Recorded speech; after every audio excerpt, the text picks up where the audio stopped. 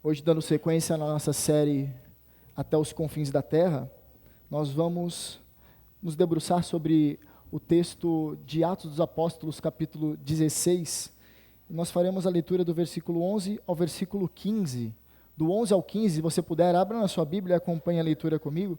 Independente da sua versão, eu utilizarei a versão Nova Almeida atualizada, você pode utilizar na versão de sua preferência. Atos dos Apóstolos, capítulo 16, do versículo 11 em diante, diz assim: Tendo, pois, navegado de Troade, fomos diretamente a Samotrácia, e no dia seguinte a Neópolis. Dali fomos a Filipos, cidade da Macedônia, primeira do distrito e colônia romana. Nesta cidade permanecemos alguns dias. No sábado, saímos da cidade para a beira do rio, onde nos pareceu haver um lugar de oração. E assentando-nos, falamos às mulheres que haviam se reunido ali. Certa mulher, chamada Lídia, da cidade de Tiatira, vendedora de púrpura, temente a Deus, nos escutava. O Senhor lhe abriu o coração para que estivesse atenta ao que Paulo dizia. Depois de ser batizada, ela e toda a sua casa nos fez este pedido: se julgam que eu sou fiel ao Senhor, venham ficar na minha casa. E nos constrangeu a fazer isso. Até aqui a palavra do Senhor. Vamos orar mais uma vez? Senhor, a sua palavra ela foi cantada, a sua palavra foi orada, a sua palavra agora, nesse instante, foi lida. Pedimos que a sua palavra seja aplicada aos nossos corações. Rogamos isso para a glória do Senhor. Amém. O tema da nossa mensagem é O Senhor Salva. O Senhor Salva. Eu gostaria de fazer duas perguntas antes de iniciarmos.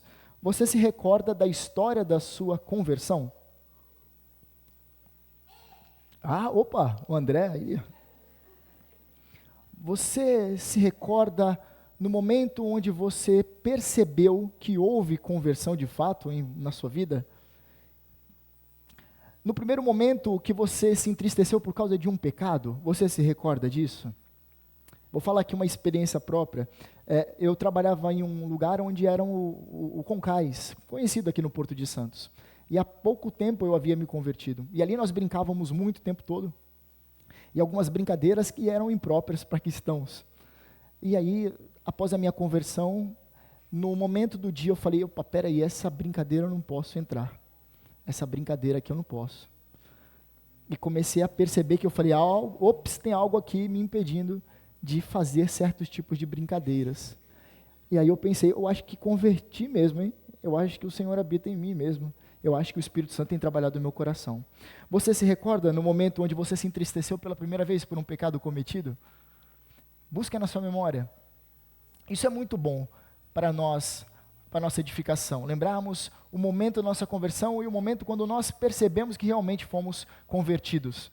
Aqui nós vimos a história da primeira conversão da Europa, do continente europeu, que foi uma mulher chamada Lídia.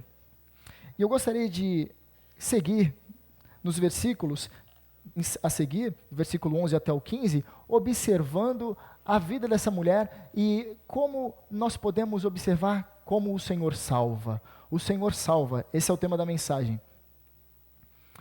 O texto diz assim, no versículo 11 em diante: Tendo, pois, navegado de Troade, fomos diretamente para Samotrácia e no dia seguinte a Neópolis.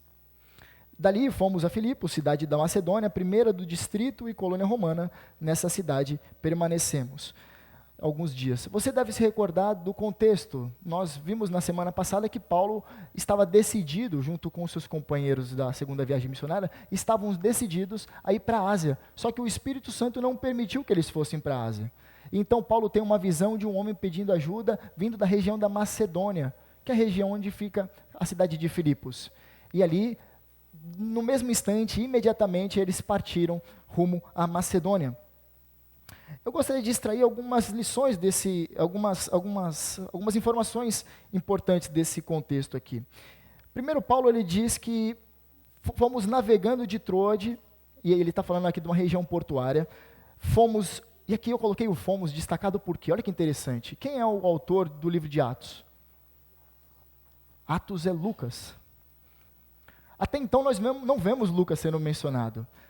Se você pega a narrativa de Lucas, escrevendo aqui, no capítulo 16, nós vemos que tinham algumas pessoas, assim Pedro teve uma visão, imediatamente procuramos partir daquele destino, concluindo que Deus nos havia chamado para lhes anunciar o Evangelho.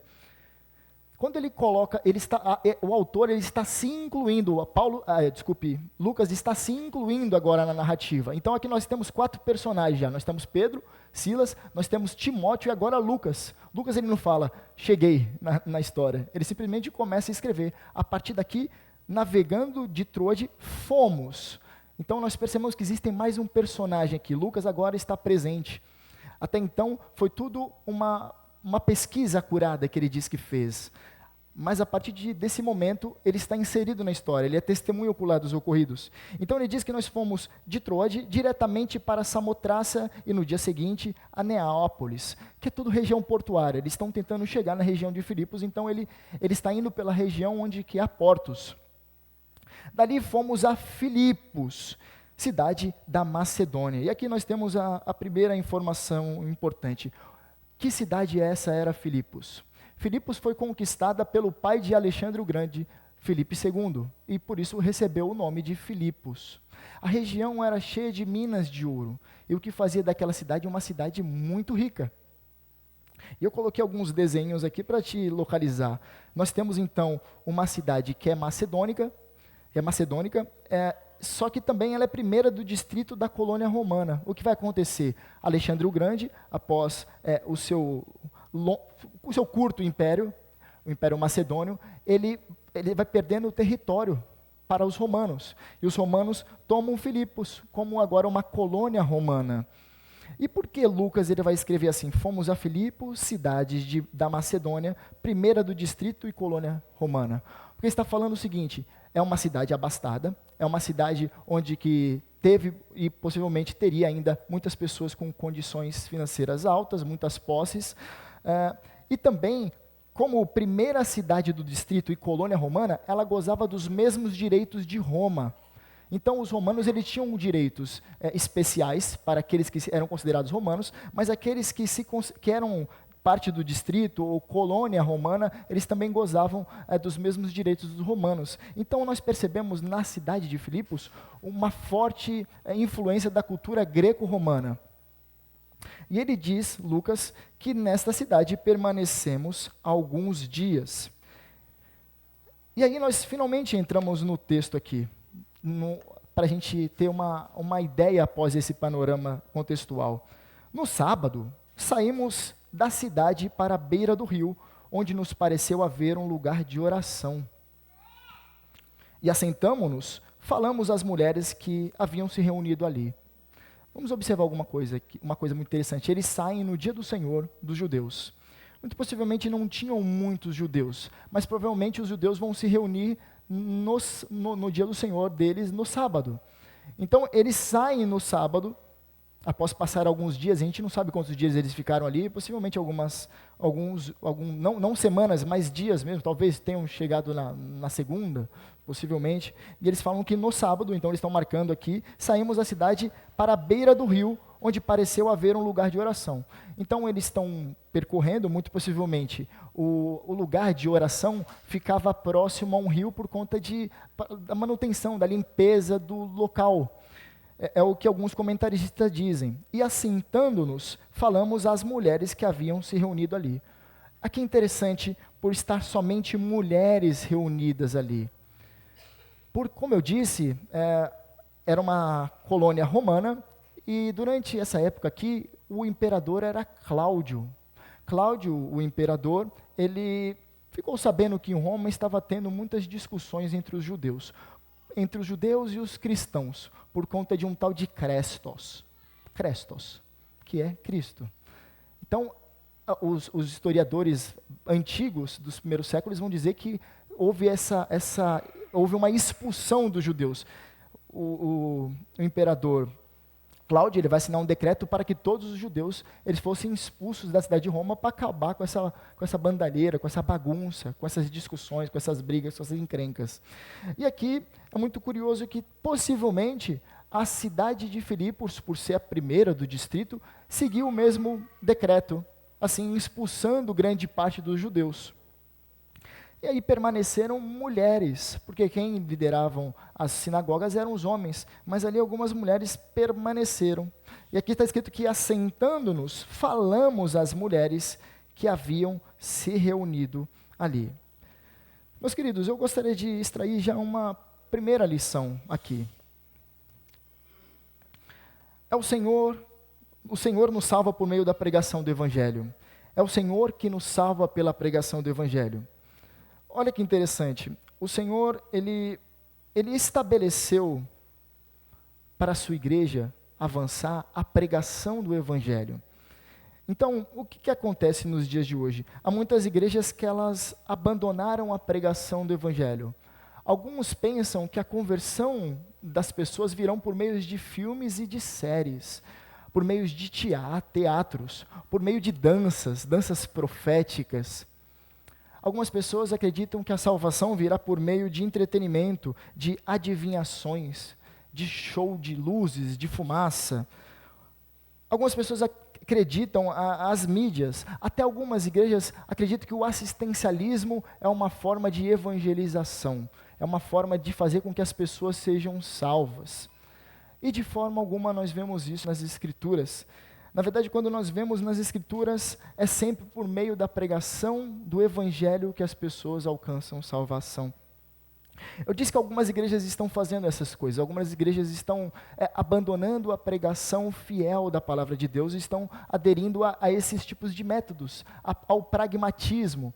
Eles tentam encontrar aqueles que são carnais e utilizam artifícios carnais. E assim, o que eles vão precisar fazer sempre? Sempre utilizar meios carnais para que os carnais continuem na igreja.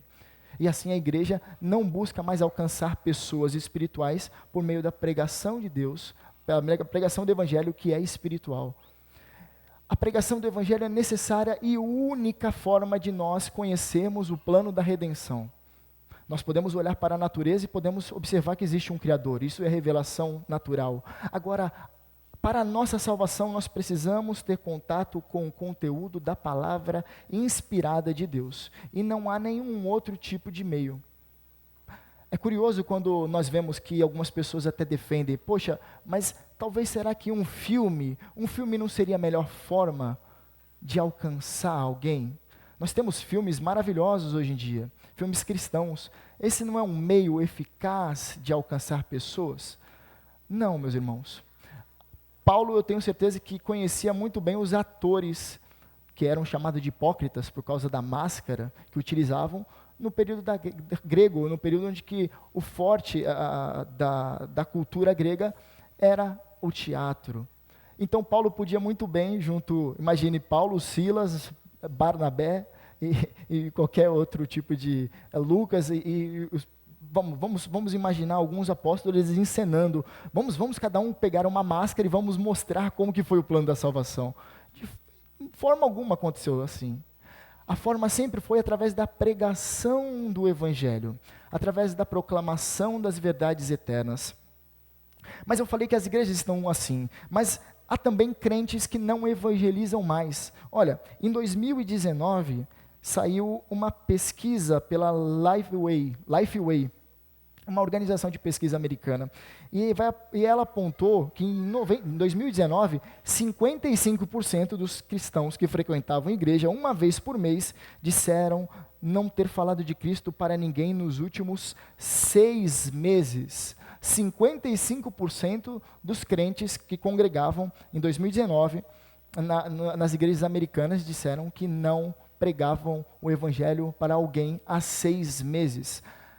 Aí você fala, bom, essa pesquisa é antiga, né? E aí em outro contexto, brasileiro é diferente, brasileiro ele prega. Não, nós não estamos muito diferentes deles. Muitas pessoas não pregam o evangelho, elas têm uma prática comum de somente orar. E aí então a pessoa deseja muito a conversão daquele querido dela, então ela só ora. ela somente ora, mas ela não prega o evangelho. E nós não vemos na Escritura em momento algum que você tem que ficar só orando. Nós não vemos orando a vida toda, eu vou orar a vida toda para que essa pessoa seja salva. Agora nós temos sim que nós devemos orar, mas pregar o evangelho, rogar oportunidades para que o evangelho seja pregado. Mas em nenhum momento nós vemos Paulo escrevendo, vamos apenas orar para que determinada região seja alcançada pelo evangelho, sem que enviem pessoas para lá. A única forma das pessoas serem alcançadas é pela proclamação do evangelho, e nós somos responsáveis a levar o evangelho para as pessoas, e principalmente para as pessoas que são mais próximas de nós, pessoas que às vezes só dão abertura para nós, que param para ouvir quando nós temos alguma coisa interessante para dizer, algum conselho. Portanto, a primeira aplicação aqui é pregue o evangelho, pois é pela pregação do evangelho que os perdidos são salvos, não há outro meio. Seguindo o texto, nós vemos que certa mulher, chamada Lídia, e aqui o nome dela é interessante, que possivelmente esse não é o nome próprio dela, era o nome da cidade onde ela via, da região onde ela via. Ela é da cidade de Tiatira, mas mais especificamente da região de Lídia. Mas acabou convencionando se chamar de Lídia, pois na região de Tiatira tinha uma região chamada Lídia. Então alguns acreditam que esse não era o nome dela de fato. Todavia, assim Lucas colocou, talvez um apelido, chamado Lídia, da cidade de Tiatira, e ela era vendedora de púrpura. Aqui, o Lucas ele vai encher de informações acerca dessa mulher. Ela era de uma cidade de Tiatira, da cidade de Tiatira, ou seja, ela não era de Filipos, ela era vendedora de púrpura, e por ser vendedora de púrpura, era uma forma de... A púrpura que ele está falando sobre a tonalidade do tecido, a cor do tecido. E para chegar nesta cor aqui, que era muito apreciada pelos senadores romanos, era necessário de muitos moluscos. Alguns dizem que até raízes eram específicas para ter essa determinada cor de púrpura. Então, era muito caro o material, a tonalidade púrpura naquela época ali. Então, faria dessa mulher uma mulher muito rica, muito próspera. Ela era uma empresária. Nós estamos vendo aqui uma empresária que muito possivelmente tinha suas funcionárias ali na região da reunião de oração onde estava ocorrendo. Então, ela era vendedora de púrpura e temente a Deus. Olha que interessante, ela era temente a Deus, muito possivelmente um prosélita do judaísmo. Muito possivelmente ela simpatizava com o judaísmo, mas não era judia de fato. E ela nos escutava. Perceba o que está acontecendo aqui. Paulo ele está pregando o evangelho da salvação. E essa mulher ela está escutando, ela está observando, ela está atenta ali. Imagine várias mulheres reunidas e ela ouvindo ali, talvez não muito diferente das demais. Mas o texto diz que o Senhor lhe abriu o coração para que estivesse atenta ao que Paulo dizia. É muito interessante o Senhor lhe abriu o coração. Porque embora a mensagem estava sendo pregada aos ouvidos, era necessário que o coração fosse aberto. É assim que ocorre com a nossa conversão. Nós ouvimos a pregação do Evangelho, como nós vimos o Senhor nos salva pela pregação do Evangelho, de maneira audível. Agora, há a necessidade da ação do Espírito Santo abrir o nosso coração, porque o nosso coração, por natureza, é fechado para Deus. O nosso coração é um coração de pedra antes da conversão. E aí a promessa que está lá em Jeremias é que o nosso coração será trocado, um coração de pedra que nós perderemos e ganharemos um coração de carne. O Senhor nos dará um coração de carne. Então foi necessário que o Senhor abrisse o coração de Lídia, pois o coração dela era endurecido, o coração dela era fechado para as coisas eternas, os olhos dela eram fechados para as verdades espirituais, os seus ouvidos eram tampados para a voz de Deus. E assim é com todo homem, toda mulher que nunca conheceu a Cristo Jesus. O coração da pessoa é fechado. E aqui nós extraímos outra lição importante. O Senhor nos salva com o seu grande poder. Olha que interessante. O desejo de Paulo e seus companheiros de viagem era ir para a Ásia, só que o Senhor não permite e os envia para a região da Macedônia, que é a região da Europa. Então, o próprio Senhor, ele fornece os meios. O Senhor separou a agência missionária. Imagine, o Senhor separou os missionários para chegar até Lídia. É o Senhor que prepara os meios. O Senhor, ele prepara a pessoa que vai pregar o Evangelho. Deus utilizou Paulo como canal da pregação do Evangelho. Foi necessário então que o Senhor separasse um grupo que estava se planejando para chegar até a região, e depois alguém específico para pregar o Evangelho. É o Senhor fazendo isso, levando pessoas a pregar o Evangelho. Por isso, as pessoas, elas nunca podem se orgulhar de dizendo, eu preguei o Evangelho e ganhei 5 almas para Jesus. Não. Não é assim que funciona. O Senhor levou você para pregar o Evangelho e Ele ganhou as almas, porque quem pagou o preço foi Jesus, não foi você. Então você não ganhou alma nenhuma para Jesus. Agora nós vemos também que o Senhor, Ele com o seu grande poder, Ele envia o seu Espírito, e o seu Espírito, Ele abre o entendimento dessa pessoa, assim como abre de todas as pessoas que não o conhecem. Então, o verdadeiro interesse ou apreço pelo Evangelho surge por meio da obra regeneradora do Espírito. É necessário que o Espírito modele. A palavra regenerar tem a ideia de remodelar. Imagine, você tem filhos, primos, sobrinhos, ou você mesmo ainda, que faz artesanato com biscuit. Aí você pega o biscuit e o biscuit fica todo sem nenhum formato. E você vai lá e faz um vasinho, que é mais fácil de fazer, né? Faz um vasinho.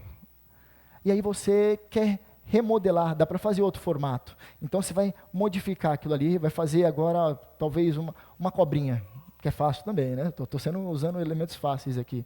Você está fazendo aquilo, você está remodelando. O termo regenerar dá essa ideia no original, de remodelar. Ou melhor, também pode ser utilizado como um novo nascimento. Um novo nascimento é aquilo que Jesus vai falar para Nicodemos. É impossível ir ao reino dos céus sem que você não tenha nascido de novo. Então, todos aqueles que Deus predestinou para a vida, no tempo por Ele determinado e aceito, Ele chamará eficazmente pela sua palavra e pelo seu Espírito. Eu falei pela palavra e pelo Espírito, pois são 2 ações. Primeiro nós ouvimos o Evangelho, e isso está aos nossos ouvidos, mas é necessário que o Espírito vai e incline a nossa vontade, arrebente com as nossas defesas, e assim nós sejamos alcançados. É Deus que quebranta o pecador e alcança o pecador. Ele inclina a sua vontade e transforma o seu coração.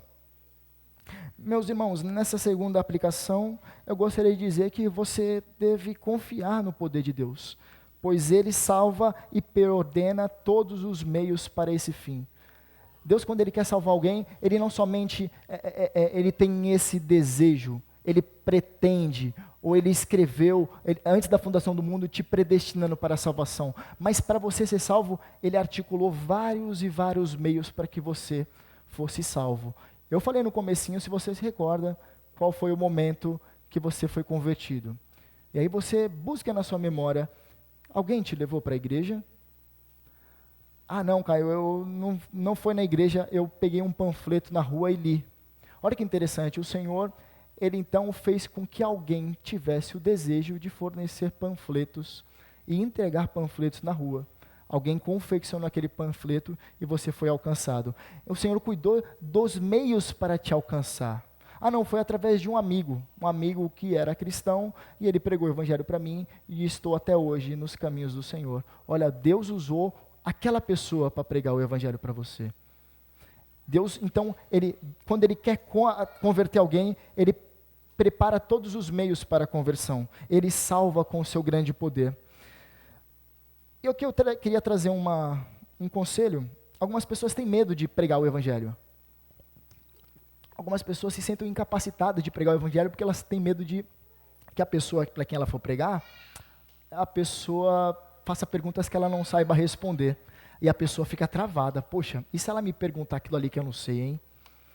Então é melhor nem falar nada. Aí a pessoa fica quieta. Às vezes ela tem um desejo gigantesco de pregar o Evangelho, só que ela não se vê capaz de pregar o evangelho para ninguém. E aqui, meus queridos, a gente tem que olhar para esse texto aqui e perceber que, embora a pregação do evangelho tenha que demonstrar que Jesus veio, o Deus se fez carne e habitou entre nós, ele se entregou em nosso lugar, assumiu o nosso castigo, ascendeu os céus e voltará para buscar a igreja, isso é o básico, todo cristão conhece. Se você falar essas coisas básicas, não é por muito conhecimento que a pessoa será convertida, é porque o Senhor vai abrir o coração dessa pessoa. Então, se uma pessoa, quando você pregou, não foi convertida, não fique triste. Não fique triste, porque não foi por sua força, não é pela nossa força que as pessoas são convertidas. Quando a pessoa que nós pregamos, ela não recebe a mensagem da salvação, o que nós devemos continuar fazendo é insistir em pregar o evangelho de várias formas, de vários meios, em tempo e fora de tempo, a essa pessoa, esperando que o Senhor venha abrir o seu coração, porque nós não temos forças para arrebentar com as defesas do coração desta pessoa incrédula. É necessário que o Espírito abra o coração, e nós não temos força para isso. Portanto, a segunda aplicação é: confie no poder de Deus, pois Ele salva e preordena todos os meios para esse fim. Bom, nós já falamos que o Senhor, Ele nos salva por meio da pregação, Ele nos salva com o seu grande poder, e agora nós vamos para a nossa última lição, do versículo 15 em diante, diz assim: depois de ser batizada, ela e toda a sua casa nos fez este pedido: se julgam que sou fiel ao Senhor, venham ficar na minha casa, e nos constrangeu a isso. Olha só que interessante, irmãos. O Senhor convenceu essa mulher pela pregação do Evangelho. Depois veio o poder do Espírito em seu coração. Agora nós vemos que ela está sendo alguém obediente. Nós vemos boas obras dessa mulher decorrente da sua conversão, decorrente da sua salvação. Primeiro, ela é batizada, ou seja, ela cumpre a ordenança do batismo. Ela é batizada, não somente ela, mas também a sua casa. E quando está escrito aqui, a sua casa, e nós vamos ver isso também na sequência, a conversão do carcereiro, ele e sua casa foram batizados, muito provavelmente está falando aqui que seus filhos foram batizados. É uma mulher possivelmente viúva, ou uma mulher que foi abandonada. A casa aqui está então se referindo aos seus filhos. Os filhos da aliança. O Senhor fez uma aliança com essa mulher, assim como o Senhor, no ato da nossa conversão, faz uma aliança conosco, e essa aliança está sobre os nossos filhos, e por isso nós batizamos os filhos dos crentes. Nós não batizamos crianças, batizamos os filhos dos crentes. Quando nós falamos o termo batizamos crianças, fica parecendo que qualquer criança que aparecer na rua nós vamos batizar. Não, nós batizamos os filhos dos crentes, porque os pais dessas crianças que fizeram uma aliança com o Senhor. E assim as crianças vão ser batizadas como extensão desse projeto. Da mesma forma como era a circuncisão. A circuncisão acontecia da criança macho quando ela tinha 8 anos de idade. 8 dias de idade. Tinha que fazer o sinalzinho no prepúcio. Tinha que extrair o prepúcio. Agora não existe mais a circuncisão. Nós vimos que no Concílio de Jerusalém isso caiu por terra, mas o batismo é para todos os crentes e para os seus filhos. Nós vemos aqui então que ela e toda a sua casa foram batizados. E depois ela faz um pedido. Olha que interessante, primeiro ela é batizada, a casa dela toda é batizada, e ela pede: se julgam que sou fiel ao Senhor, venham ficar na minha casa. É interessante que essa mulher, no mesmo momento que ela crê no Evangelho, é batizada, ela passa a ter amor pela obra de Deus. Ela começa a perceber: bom, esses homens devem estar andando há muito tempo, eles devem estar cansados, com fome, com sede. Vou os acolher na minha casa, vou dar de comer, vou dar de beber, vou dar onde eles poderem descansar, um local para eles descansarem. E isso demonstra que ela tinha paixão pela obra de Deus, que ela tinha paixão pelo avanço do reino de Deus, que ela tinha paixão pela família de Deus, ela tinha paixão pela igreja de Deus, ela tinha paixão pela missão de Deus. Isso demonstra que ela tinha paixão pelas almas perdidas. Olha quanta coisa demonstra através de uma simples atitude dessa mulher ao chamar os discípulos de Cristo a descansarem na sua casa. A sequência é que nos constrangeu a isso. Por quê? O amor constrangeu Paulo, Silas, Timóteo e Lucas. Eles foram constrangidos a permanecer ali naquela casa. E aqui, meus queridos, a nossa última aplicação, nossa última lição, melhor dizendo, o Senhor nos salva para as boas obras. Bom, nós vimos que o Senhor ele nos salva pela pregação do Evangelho, com grande poder, e agora para que Ele nos salva? Para as boas obras. A nossa salvação não é um hiato, nós fomos salvos para continuarmos vivendo a nossa própria vida. Não, de forma alguma, nós somos salvos para as boas obras, para realizarmos boas obras. Nós fomos salvos para demonstrar Cristo Jesus em nossa vida. Nós fomos predestinados para sermos conforme a imagem e semelhança de Cristo Jesus. Nós que gostamos tanto da doutrina da predestinação. Então, o que é receber o Evangelho? Não é meramente fazer uma oração entregando o seu coração, como as igrejas hoje fazem nos apelos. Hoje em dia, nas igrejas, o pastor, após a mensagem, e geralmente é uma mensagem que não tem exposição bíblica, ele faz um apelo ao final. Ele fala que aquele que quiser receber Jesus, reconheça que é pecador e vem aqui na frente repetir uma oração. E a pessoa vai até a frente e ela repete uma oração. E a partir daquele momento ela é admitida e reconhecida como membro do corpo de Cristo. Não, de forma alguma nós vemos isso nas Escrituras. Nós não vemos apelos acontecendo nas Escrituras. Isso surge no finalzinho do século XVIII, começo do século XIX, com Charles Finney. Nunca existiu nas Escrituras esse tipo de apelo. Até o termo já é apelativo. Mas o que seria então a conversão? O que seria receber o Evangelho? Receber o Evangelho é deixar o mundo de lado e abraçar plenamente as reivindicações de Cristo. O poder do Espírito é que nos leva a realizar as boas obras. Hoje pela manhã, na IBD da primeira, dos jovens, eles fizeram uma pergunta muito interessante. Eles perguntaram se a nossa santificação ela é monergista. Se a nossa santificação, traduzindo, é somente Deus nos empurrando a fazer boas obras, nos levando a fazer boas obras. Era uma dúvida e eu falei, nossa, que dúvida interessante. A resposta é um grande sim.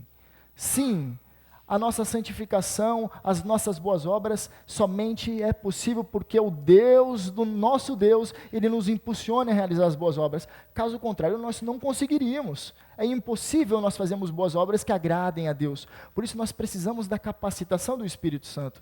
Nós devemos desejar sermos cheios do Espírito Santo a vida toda, em todo o tempo. A Confissão de Fé de Westminster diz que o poder de fazer boas obras não é de modo algum dos próprios crentes, de modo algum, mas inteiramente do Espírito de Cristo. Mas aqui, irmãos, eu gostaria de fazer uma chamada. Há muitos que se julgam salvos, alguns que creem porque terem feito alguma oração há muito tempo, recebendo o Evangelho, elas se julgam como salvas, mas ao examinarmos as suas vidas, nós não encontramos vestígio algum de um novo nascimento. Algumas dessas pessoas, elas nasceram na igreja, nasceram em berço evangélico, como alguns dizem, mas elas não nasceram de novo. Alguns, eles até usufruíram da presença do povo de Deus nas suas vidas. Elas cresceram junto com alguns crentes, mas elas nunca cresceram como discípulos de Jesus. Algumas pessoas, elas são inclusive filhos de crentes, mas elas não são filhos de Deus. Elas precisam de conversão. Elas precisam de conversão. Agora, quando eu digo que nós somos salvos para as boas obras, com isso eu não quero dizer que nós alcançaremos um estágio de perfeição. Não, de forma alguma nós não experimentaremos a perfeição e santidade aqui. Diferentemente como algumas teologias ensinam que nós seremos aperfeiçoados através dos nossos esforços. Não, nós dependemos do Espírito Santo de Deus todos os dias. E a capacitação dele nos leva a progredir, de glória em glória. Mas nós não cremos que nós alcançaremos um estágio de perfeição ainda aqui. Mas no momento quando o Senhor nos chamar, aí sim alcançaremos. Teremos nosso corpo glorificado, teremos a nossa natureza totalmente renovada, restaurada, e seremos um com Deus para todo sempre. A aplicação mais específica para isso, apresente-se boas obras, pois elas que evidenciam o seu novo nascimento. Você é que reconhecer que você é um salvo, você é alguém que se entristece pelo pecado, pelo seu pecado, não pelo pecado dos outros. Pelo pecado dos outros é fácil de a gente se entristecer. A gente fica triste quando a gente vê um casamento sendo destruído, quando acontece um adultério, quando a gente vê alguém caindo em algo escandaloso, nós ficamos tristes. Agora, o verdadeiro crente, ele fica triste por causa dos próprios pecados também. Quando ele olha e fala, poxa, eu cobicei, eu desejei algo que não era meu, eu menti, eu roubei, eu tenho ódio de alguém, eu já assassinei essa pessoa no meu coração. É isso que deveria nos deixarmos tristes. E quando nós ficamos com o coração entristecido, demonstra que a ação do Espírito Santo está acontecendo no nosso coração. Algumas pessoas, elas chegam até a mesma dizer que, poxa, eu vou abandonar a igreja, eu vou abandonar o caminho do Senhor, por causa que eu vivo em pecado. Eu estou entristecido por causa dos meus pecados.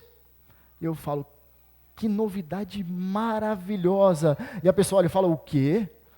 Eu estou dizendo que eu estou querendo sair da igreja porque eu estou muito triste, e você está falando que isso é uma notícia maravilhosa? É óbvio que isso é maravilhoso, porque não tem como você sentir tristeza por conta do pecado ou por vontade própria. É o Espírito agindo no seu coração, fazendo com que você se entristeça por causa do pecado.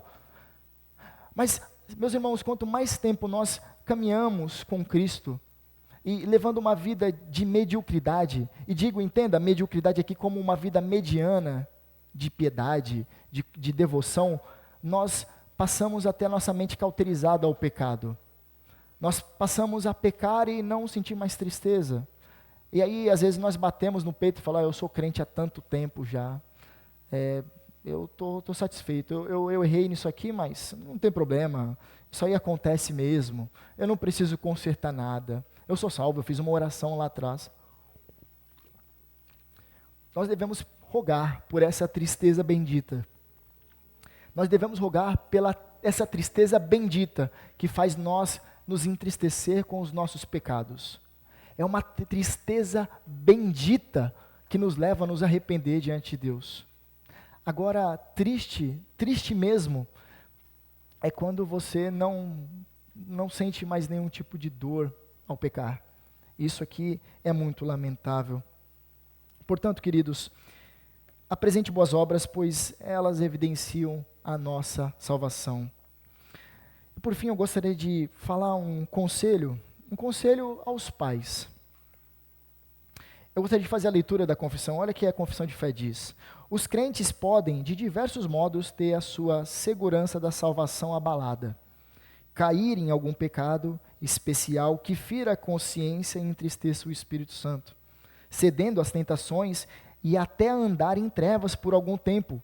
Contudo, eles nunca ficam inteiramente privados daquela semente de Deus e da vida da fé, daquele amor a Cristo e aos seus irmãos, daquela sinceridade de coração e consciência do dever. Dessas bênçãos, a certeza de salvação poderá, no tempo próprio, ser restaurada pela operação do Espírito. O que eu estou querendo dizer com isso aqui? Algumas pessoas tiveram filhos e elas ensinaram seus filhos no caminho do Senhor. E alguns dizem até, Provérbios capítulo 22, versículo 6, ensina a criança no caminho e quando ela for velha, ela não vai se desviar. Algumas pessoas pensam que aquilo ali é promessa. Aquilo ali não é promessa, irmãos. Aquilo ali é um livro sapiencial, um livro de sabedoria. Não está falando se você ensinar a criança no caminho, ela nunca vai se desviar. E o caminho ali está falando, se a gente pega o livro, ali o capítulo 22, está falando sobre princípios morais. Então, se você ensinar a criança a não mentir, possa ser que ela quando ela for mais velha, ela não vai mentir, porque você a ensinou, mostrou o certo e o errado. Não está falando que ela não é o caminho do Senhor ali. Ali não está falando que você vai instruir, vai ensinar as escrituras para ela, você vai tomar ela na mão, vai levar ela ao culto, ela vai desfrutar da comunhão dos irmãos e pronto, você fez sua parte e ela vai ser salva para sempre. Não, de forma alguma, isso não é aquilo ali. O que o texto está falando não é isso. Mas algumas pessoas, elas vão pegar na mão dos seus filhos, elas vão trazer na igreja, elas vão dividir daquilo que elas têm de melhor do Senhor para com seus filhos. E lá na frente, esses filhos, eles não vão querer mais Jesus. Eles não querem mais Jesus, eles não querem ouvir falar mais de Cristo. E os pais, às vezes, eles se sentem entristecidos, se sentindo como até fracassados. Bom, eu ensinei meu filho no caminho, eu fiz de tudo, eu dei o melhor, só que ele não quer.